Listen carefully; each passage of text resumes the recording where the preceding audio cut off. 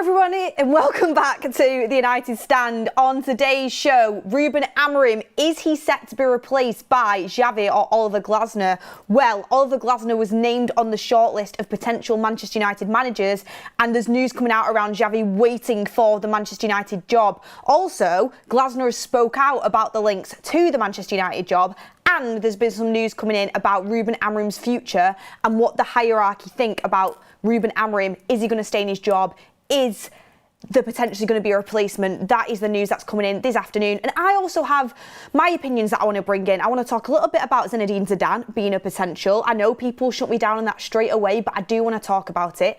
And I want to talk, frankly, about Ruben Amorim. The weekend has passed. The Brentford game was horrendous. And for me, that felt like the final nail in the coffin. It really did. From that game, I just thought, is there any way back for Ruben Amorim? I've always said I want it to work, but I'm really struggling to see any signs it can work. So I just want to have an honest discussion about my honest opinions around whether Ruben Amorim should really stay in a job and should he continue to be the Manchester United manager. I want him to succeed. I want every Man United manager to succeed. But what comes first for me is the future of this football club and where this football club is in the league, and it doesn't feel like we're going to go up anytime soon. It might change, I hope it does, but I want to talk about it. Get your comments in. Sorry for the little bit of abrupt start there.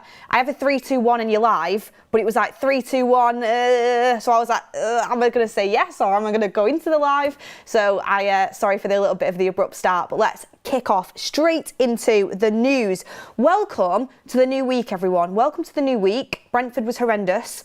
But I'm trying to put on a positive smile, a positive face, and try and think about how we can turn this football club around. I know we don't really have any say, but we can discuss it, and I think it's really important to have these conversations. It's like therapy going into the new week. Manchester United is nowhere near where we should be. It's depressing, it's sad, it's embarrassing. It's all them things combined into one. But we all want Manchester United to be back good again. We all want us to be back at the top. How do we make that happen? Let's discuss. Everyone's got a different opinion. That's really what brings this community together. So let's get into the news first of all before we go really opinion-based, because it is going to be really opinion-based. But the news on Xavi and on Glasner as of now, and this is coming in from Spanish reports. Mundo Deportivo has put out there, Xavi has been without a job since leaving Barcelona in May 2024. And he has been ruled out of moving to Saudi Arabia. Sources inform them that he's not keen on that move at all. He doesn't want a Middle East job and instead is looking for a top-level club. Manchester United is seen as the job that he's most keen on, with sources reporting similar in recent years. We were linked to Xavi a while back before Ruben Amorim was appointed. He's someone that we were linked to at the time, and he's been linked to us ever since he's left that Barcelona job. And I know he's a little bit of a fan favourite as someone who could come in to replace Ruben Amorim that would have the backing of a lot of the fan base. So he is one to keep an eye on, especially because this report is followed up by, we heard the Romano report last night, Xavi is studying the Premier League and would love to join Manchester United immediately, even without European football.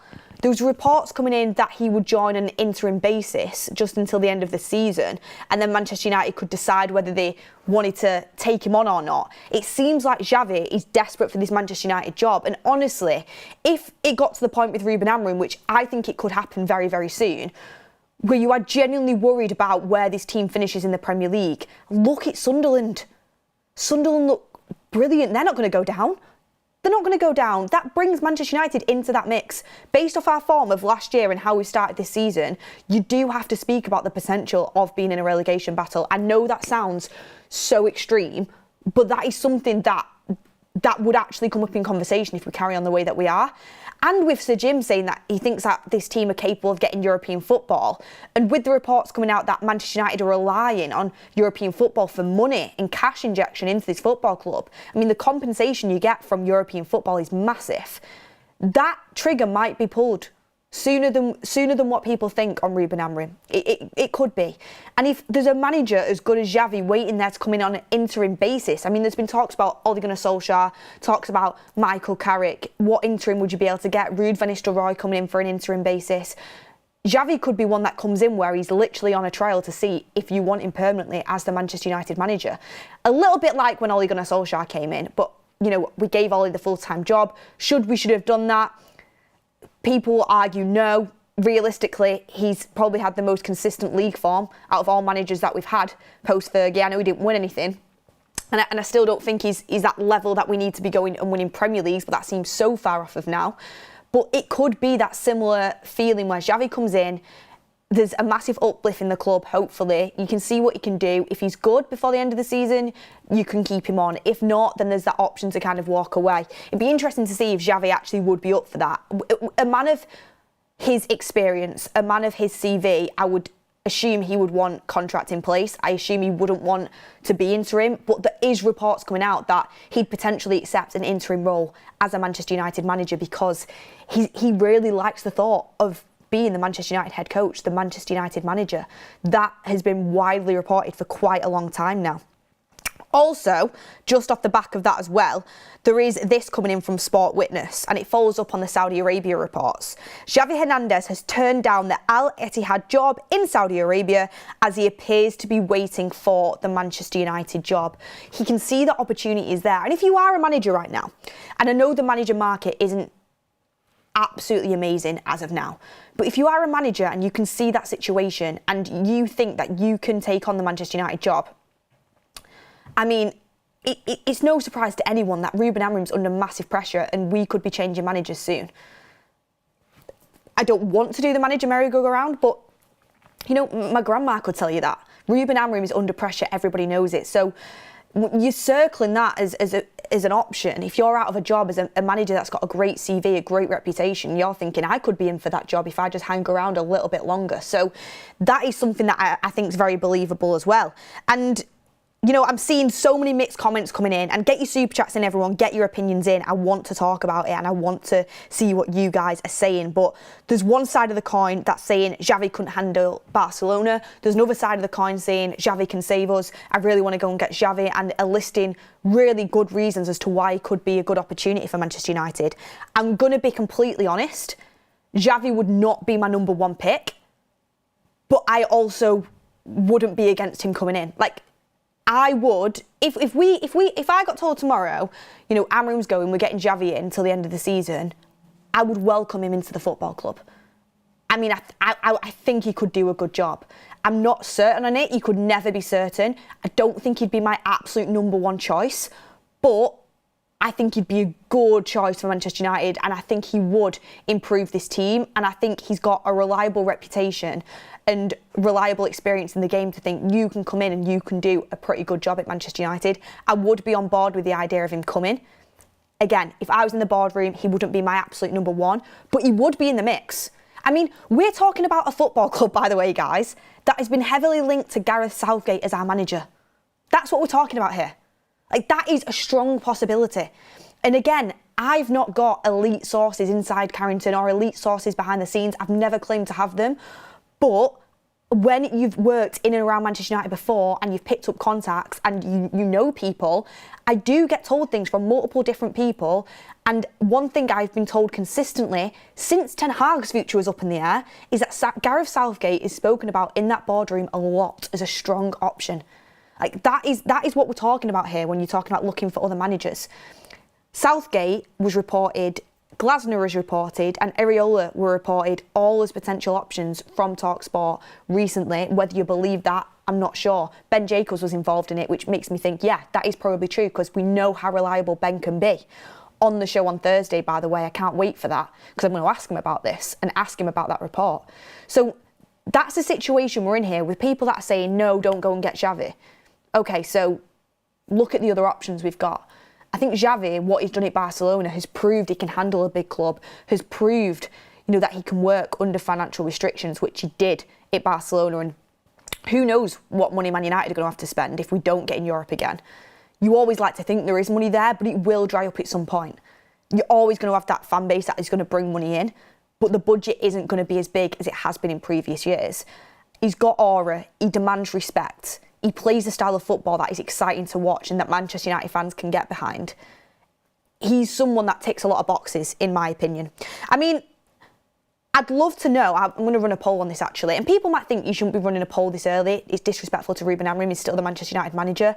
It's just talking about the what ifs, and with Ruben Amorim's track record, you've got to talk about this right now. Would you be open to Xavi joining Manchester United? I'll run that poll and see what you guys think. Maliki Francis says Xavi, Areola, Nagelsmann, Pochettino or Farioli for me. The only ones out of there that I like at this current moment in time is Xavi and Areola, personally. They're the only two I like. I used to like Nagelsmann, but I'm not. Based off previous younger managers coming in without huge time and patience being able to be given to them, I'm not sure if Nagelsmann would be able to come in and do what I would like to see him do. Nagelsmann, without a doubt, is a good manager with a good philosophy that has done really good work throughout his career. He's had that experience at Bayern Munich as well, but I don't think he'd get the time or the patience to implement his values at Manchester United. I don't. I think there's a serious argument to say he could get chewed up and spat back out. As much as I like Nagelsmann, as much as I think he's a really good young prospect, I don't know if it's the right timing for Manchester United right now. But Xavi, I like. Areola, I like a lot. The others don't really get me excited, to be honest with you. I mean, I was excited for Ruben Amorim when he came in, and there is no guarantee that changing the manager is going to do much. We've seen the manager merry-go-round. I thought Ruben Amorim was going to be a great appointment. It's at the moment terrible. Let's not wrap it up as anything that it's not. If you look at his form in the league and the points that he's got, it is terrible. As well as you put that on top of that Europa League final loss, it doesn't look good for Ruben Amorim, but I thought he was going to do well. So you've got to get the right type of character in, a character that demands respect, can work immediately, is used to working under the pressure of a massive club. They're the things that I'm looking at right now. Glasner is another one that's come up. I know he's not been at a massive club, but his CV is immense right now. It's immense what he's done at Crystal Palace, what he did at Frankfurt goes under the radar as well.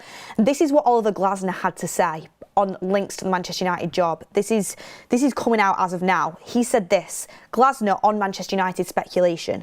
I'm aware of the rumours, but that's all that they are.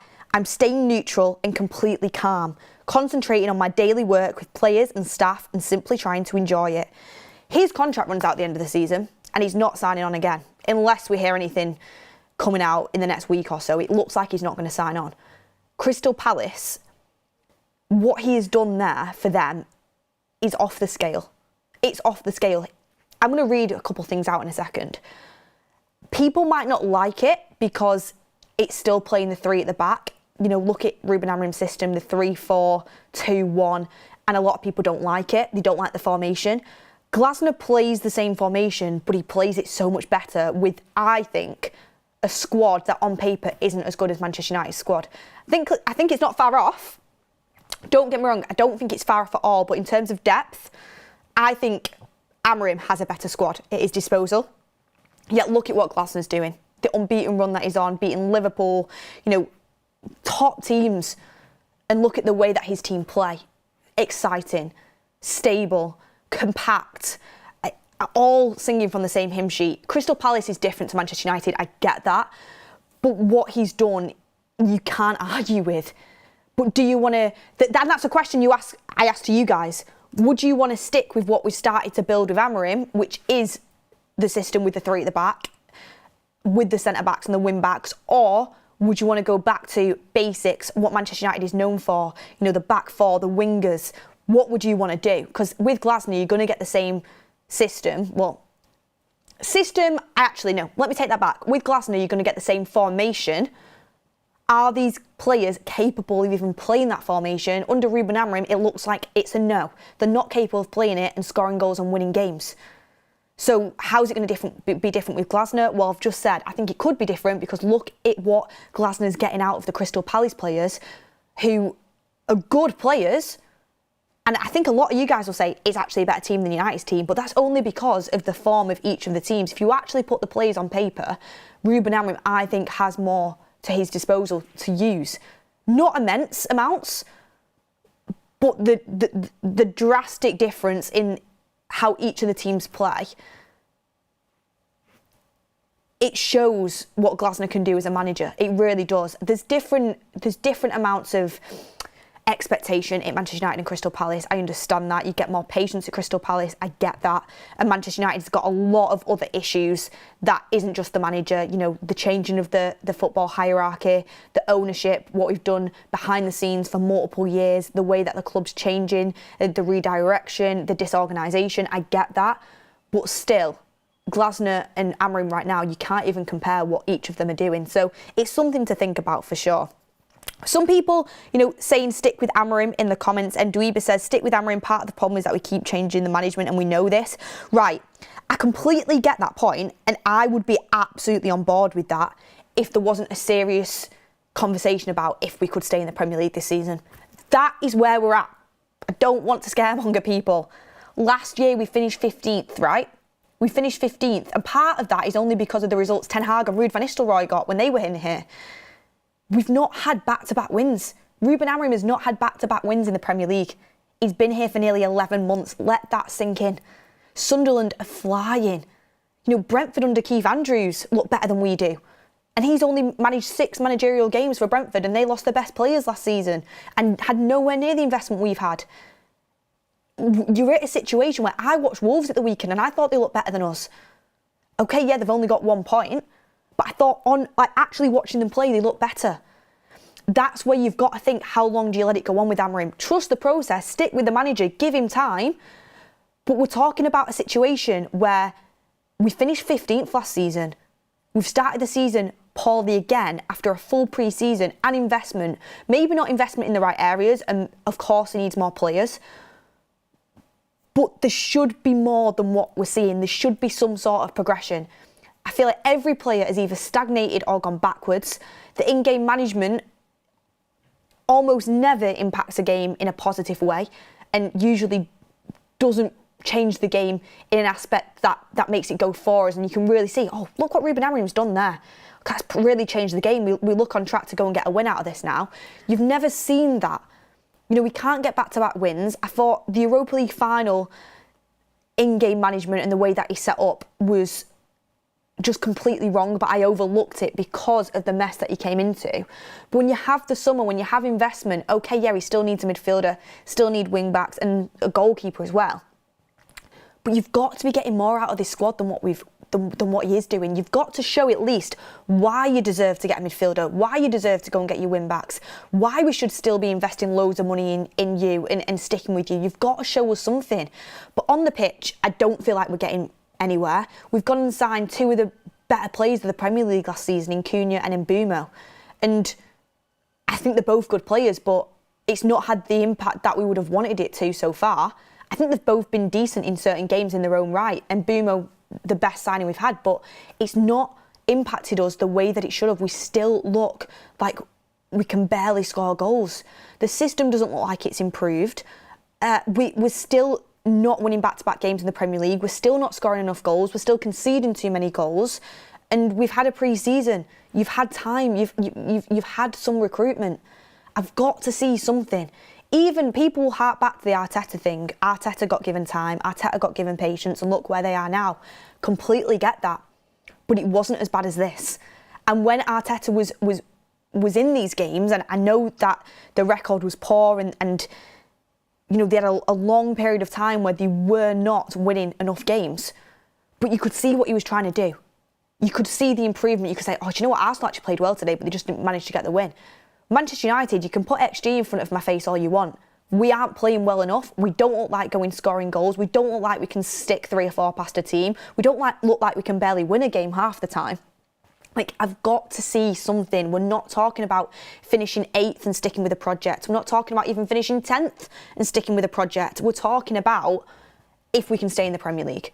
That's my issue with it. I want to stick with Amorim. I want it to work. And even if he does go, which I think he will end up going, I don't see how this can be resurrected. I hope I'm wrong.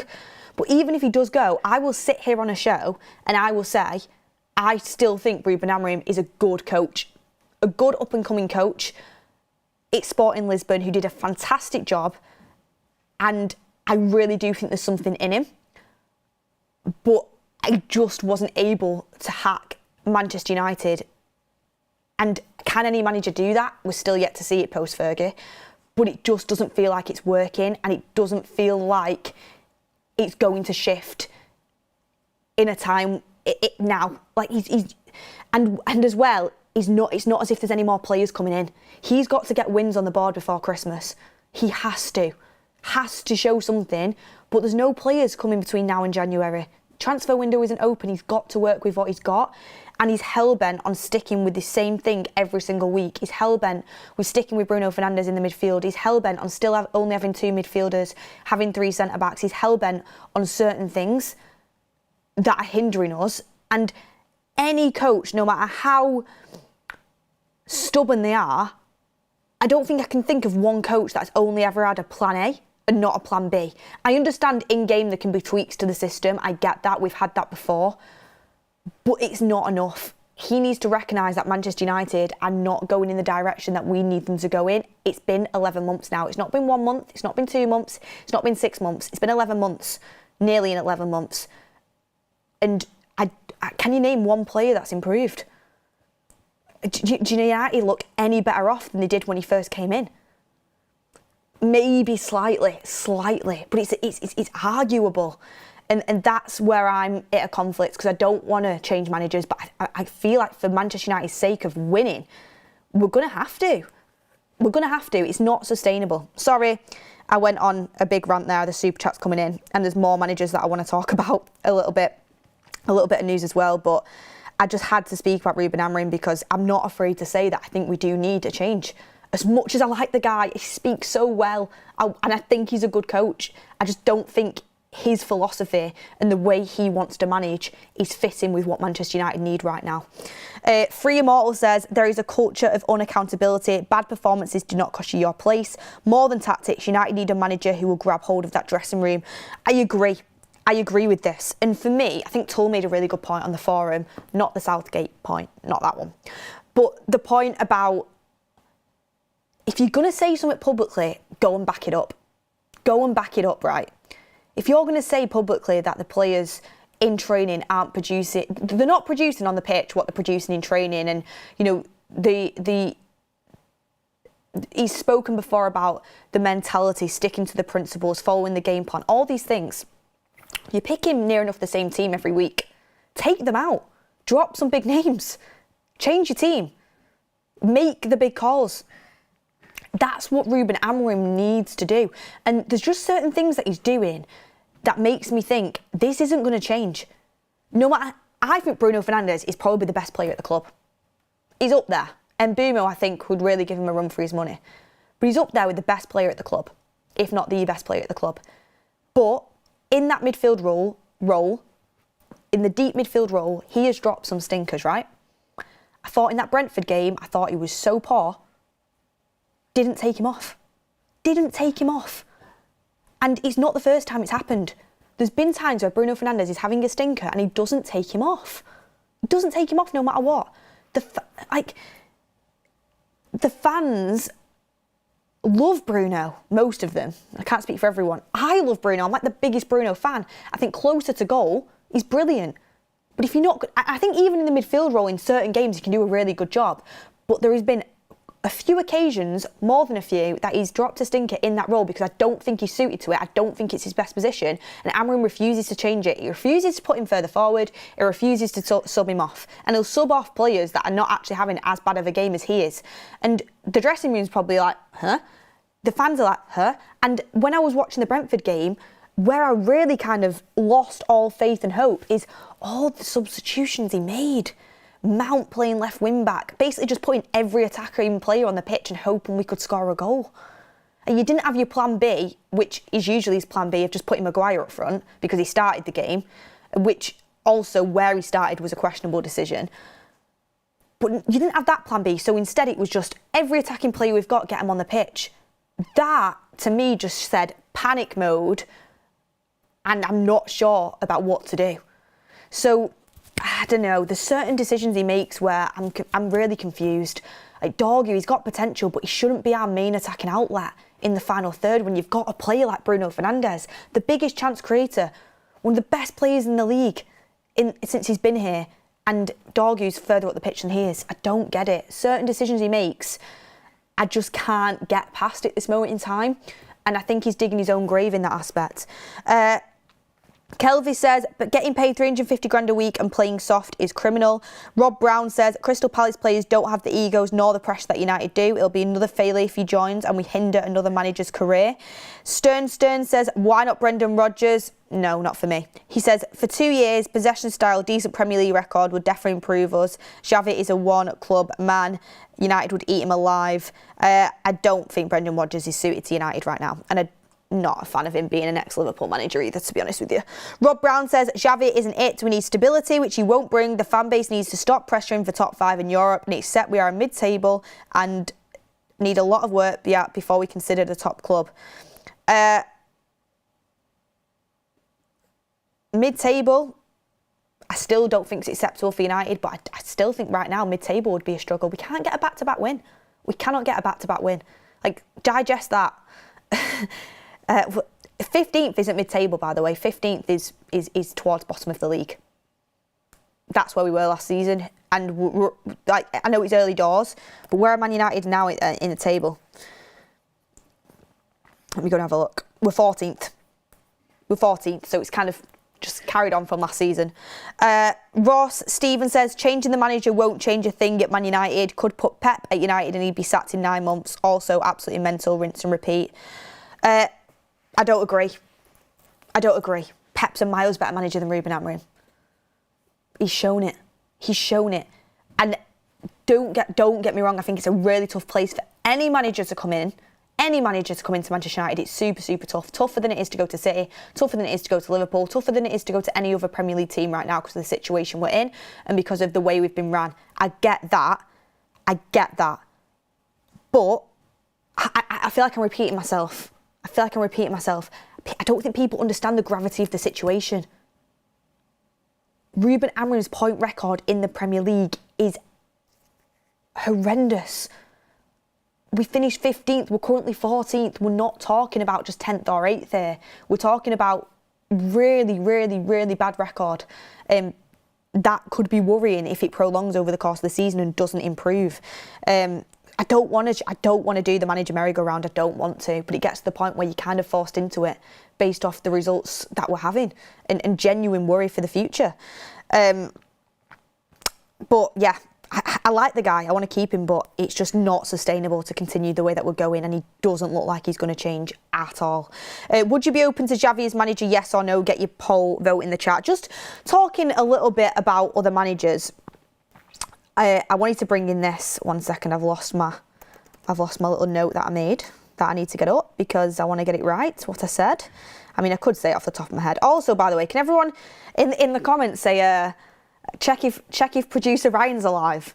I can literally just hear him having some sort of coughing fit, and I feel like I should be like, do you know what? Are you still alive over there?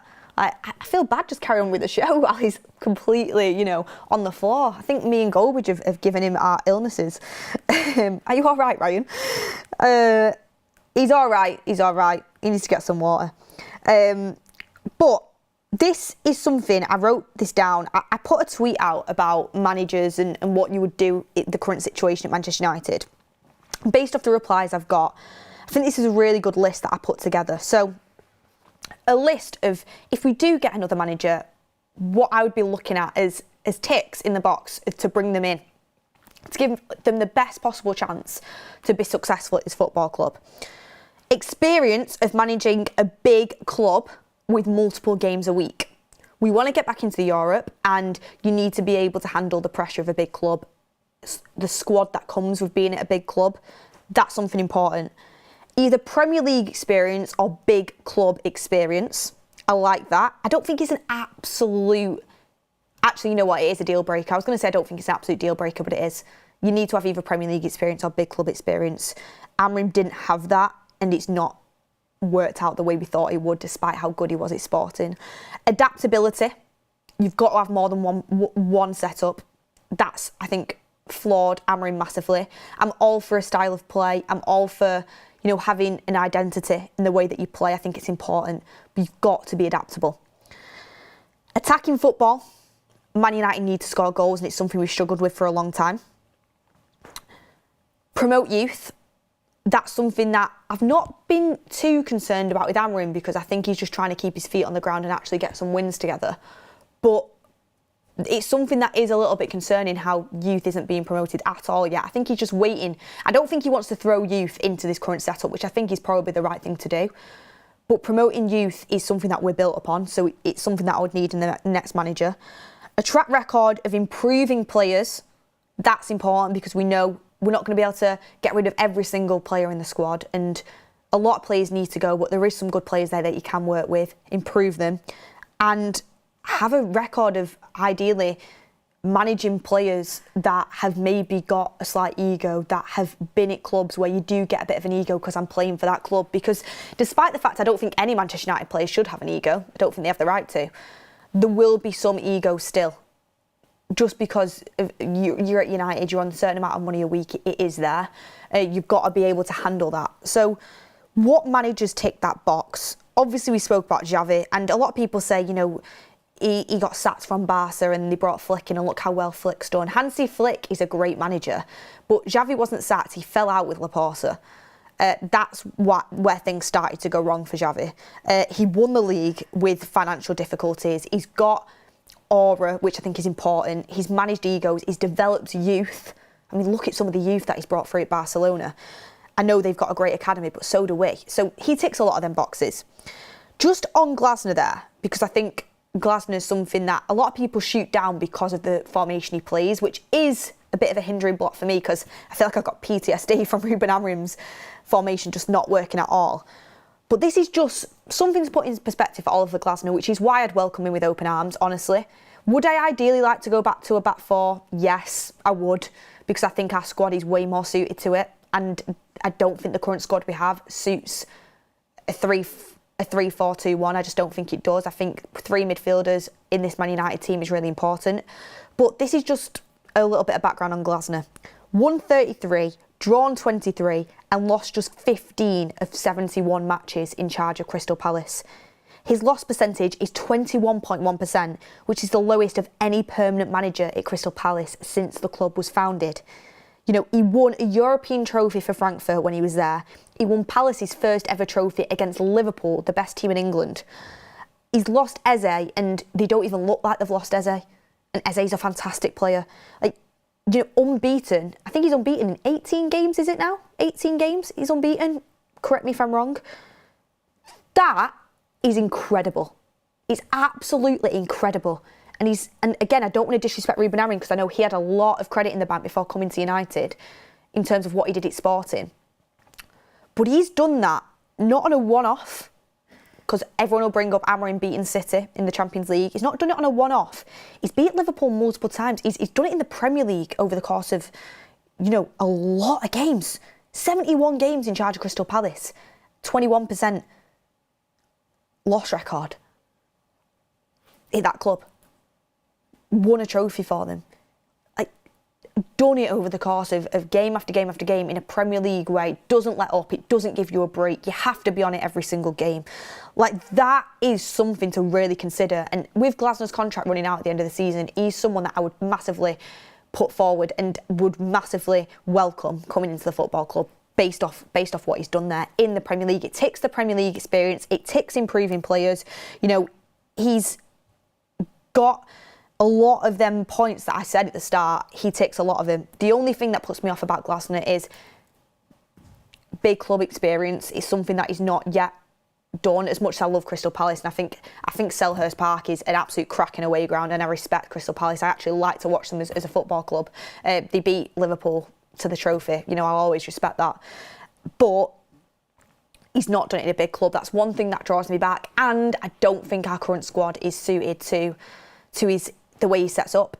But, you know, he's got players at Palace playing amazingly in it. So can he get that out of United? Is it about the manager or is it about the players?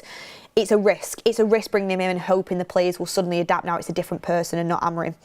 The last point I wanted to bring in, and LJ has put in a super chat saying we already have a manager merry-go-round. Amorim knows this, fans cause it and owners love it. Xavi, for example, needs patience for tiki-taka and squad overhaul. He won't get it and we will be back here. I think that's a really good point. Methane Man says, does Bruno have input on team selection? If so, he would never be dropped. Euro not started since he hung him out to dry. I really don't think he does. Obviously, we don't know what goes on behind the scenes, but I really, really doubt that Bruno Fernandes has an influence on team selection. I really doubt it. Renault49 says, imagine telling our players from the 90s and 2000s that we'd be closer to playing Millwall than Madrid on the current trajectory, and our next silverware could be a BSM trophy with the under-21s. Do you know what? That is crazy. Closer to playing Millwall than Madrid on our current trajectory. And that's what I mean about it's not just, being extreme. It's not being reactionary. I don't want to get rid of a manager, but we might actually have to for the trajectory that we're on. Like, we might be forced into it. I don't think INEOS will do it, though, before it gets to when he came into the football club. I don't think they'll want to pay that 12 million they've got to pay out if he doesn't reach his 1 year anniversary, which, again, says a lot about the club, doesn't it? We're just trying to save 12 mil. Avoiding the inevitable. I mean, they'll package it up as we're backing Amorim and we think it's going to work, but realistically, you don't want to pay the 12 mil yet. I think that comes very much into their thinking. And do you know what? 12 mil's a lot of money. I get that. We're struggling. I get it. But it just shows where we're at. Do you know what I mean? Free Immortal says, there is a culture of unaccountability. I've done that one. Ian Tracy says, sometimes you've got to admit you made a mistake and cut your losses. Amorim has turned us into a bottom half team and there is no signs of improvement. That's another thing. That's another reason why the hierarchy and the manager, is still here. And the hierarchy, you've got faith in Amorim still, is because they don't want to look foolish. They want to look like they made the right decision when they went and got Amorim in, and they got him in quite quickly, and they don't want to look like they made a mistake. I get that. It's very early doors for them at the club. They've come in, and since INEOS have come through the door, we finished 15th, right? Ten Hag won the FA Cup, but then he was quite quickly sacked, and it feels like things just keep getting worse, despite the fact that they're changing a lot behind the scenes, and transfer windows have been still not great, but they've been a bit better. Things are changing. Carrington is, the renovation of Carrington is fantastic. Things are changing, but realistically, and you look at the points and you look at the trajectory on the football pitch, we're getting worse. So I get that they don't want to look like they made the wrong decision by bringing Amorim in, which is one of their first major decisions, and also kind of cost them Dan Ashworth at the time. They don't want to look like they don't know what they're doing behind the scenes, especially when there's already question marks over them. I get that.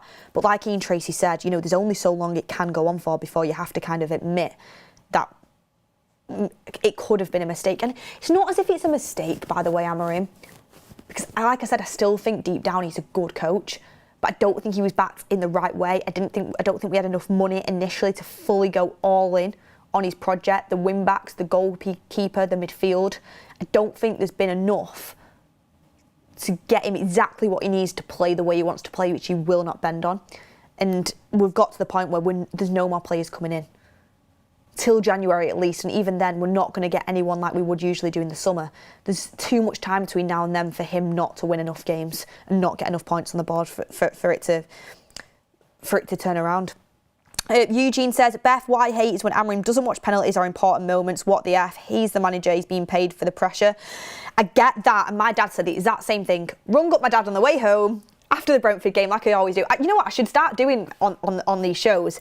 Beth runs down her conversations with her dad on the way home from the studio after a fans forum. But give him a little shout out. I rang him again after the fans forum. He goes, I'm sorry you have to do this. And he was like, I can't believe what I'm watching, talk about Amorim substitutions, whatever. And then he said, Beth, do you know what? Do you know what really got my back up? And I go, yeah, what got your back up, Dad? He went, Bruno's penalty. He said, yeah, okay, it took so long for him to take it, and that was farcical. The fact that he even made substitutions, the amount of time he had to wait, it kind of felt like he was going to miss it after that, because we know Bruno Fernandes doesn't really like waiting for penalties. It's happened before, this season actually. But he was like, I still thought Bruno was going to score it. But he said the camera went onto Amorim and he couldn't even watch. He was at the bench just like, he couldn't even watch. And I thought, if your players are looking over to you, my own manager doesn't have belief that I'm going to score a pen. My own manager can't even watch, big moments like this that can decide a game. And he said to me, that just gives a real lack of authority on the sidelines. And I said, you know what, Dad? I was like, I think when fans are frustrated with a manager and are frustrated with the way things are going, not winning games, not scoring goals, conceding too much and not seeing good football, you pick out loads of little things to get annoyed at. Like, it's just the norm. If we were winning games, if we were winning and we were like, top 4 or whatever, no one would look at the fact that Amorim can't really watch penalties or, kind of turns away sometimes at big moments. No one would look at that. I mean, Klopp's done it before. Klopp's not watched penalties when it's Mo Salah, taking them, but he's very animated on the sidelines. I think sometimes people do read too much into stuff, but I do get it. I've seen a lot of people say, for confidence in your team, if your players are looking to you for a bit of confidence in a big moment, but you're not looking and you're nowhere to be seen, what message does that send? It's a question. I didn't look into it too much. It's not a huge deal for me. But I think it's an interesting point. I think it really is an interesting point. You want strength there, especially in times like this where there's so much pressure on this team and so much criticism coming in. The last thing I wanted to say, because I've gone over as per usual, as I do on a Monday, and by the way, would you be open to Xavi as Man United manager? 64% yes, 36% no. The last thing I wanted to say was Zinedine Zidane right. If we do sack Amorim, if he does go, if he can't turn it around, want to make it clear, I still hope he does, but if he can't, I know it's so unlikely, but we're Manchester United, and we still are Manchester United, despite the fact that nearly everything, kind of goes against that term right now. The way that we are on the pitch, and Wayne Rooney spoke about it, and if you watch Mark's morning show, you would have seen it. Even though we look unrecognisable as Manchester United, we still are Manchester United. We will always be Manchester United. Zinedine Zidane, Manchester United, Sir Jim Ratcliffe, if Amorim did go, again, I like the option of Xavi. I like Glasner a lot. Areola's another one for me. At the moment, realistic options, my top 2 are Glasner and Areola, the Bournemouth manager. I think he's great. I think he's absolutely top. Would welcome Xavi, wouldn't be my top option. Zinedine Zidane, though, is just the absolute dream, okay? The absolute dream. Sir Jim Ratcliffe should get over on his jet or his private plane or whatever and say, look, we need someone of your aura, your character to bring this football club back. That's what we need. Instant respect from every single player in that dressing room. Instant. Big club experience. Has the record to back it up. Has the Champions Leagues to back it up. Will get hold of that dressing room, and instantly you've probably got at least 10 points purely from just the aura that he brings and the respect levels that he brings. And if it can't work with someone like that, then when is it ever going to work? But if you can somehow get Zidane back into football management, I would honestly, that is where United should be aiming for. That is where United should be aiming for. The top clubs in the world do usually, I'm not saying it couldn't work if you brought Glasner in, because what he's done with Crystal Palace is immense, but they do usually play a 4-3-3 or some sort of variation of that. If you could get Zidane in and get him to work, just the management that he would bring to this football club, which I think is so needed, might not solve everything, we never know, but if it can't work with him, I really would be scratching my head. We're Man United still. And we're getting linked to names like, I don't even want to say, we're not acting like a big club in a lot of areas. If Amorim does go, act like a big club and go and try and get Zidane in. I don't know how possible it'd be, but you'd at least got to give it an attempt. Anyway, people think there's no chance of getting Zidane. I get that. I knew some people would laugh at that. But I just think it's something that I should throw out there. I'm always a dreamer. I'm always looking at, shoot for the moon. Wait, what is it? Shoot for the stars and land on the moon. Do you know what I mean? I'm not shooting for, the hill. I don't want to disrespect anything, but when we're getting linked to names like Gareth Southgate, who I don't even want to be disrespectful. It's like you're shooting for the big one at Blackpool Pleasure Beach. That's how it feels. Do you know what I mean? Like, why are we not aiming for the best of the best, which is what Manchester United deserve and should have, despite where we've ended up over this downward trajectory we've been on. So anyway, that's my takes, everyone. That's my honest opinions, and that's the news coming in. It's been a very honest show. Thank you for all the super chats that have come in. And again, just putting it out there, the big one at Blackpool, Pleasure Beach, goated ride. Love it. Love it. And by the way, if you're not going on the big rides, then come on. Come on. I don't even, do you know what? This is going on a spiral. I was going to say I absolutely love big rides, but people will just be, like taking it way out of context. Anyway, I'm going on and on and on. I'm going on and on and on.